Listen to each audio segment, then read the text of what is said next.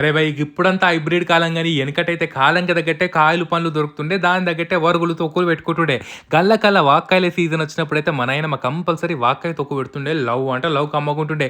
పాండ్రికి తప్ప మా అమ్మ ఏసి చూపిస్తదంట. మంచిగా కడిగి కోసుకున్న వాక్కాయలల్లా 2 చెంచాలంత కారం, చెంచాడు కంటే జర్రంత ఎక్కువ ఉప్పు, అర్ధ చెంచా ఆవాల పొడి, పావు చెంచా జీలకర్ర పొడి, మెంతుల పొడి, అట్లనే చిటికెడంత పసుపు ఏసేసుకొని మంచిగా కలిపి పక్కన పెట్టుకోరి. ఇక తాల్పు ముచ్చట మీకు ఎరికే కదా! మంచిగా జరంత నూనె ఎక్కువనే పడతదన్నట్టు వాక్కాయలు గదా!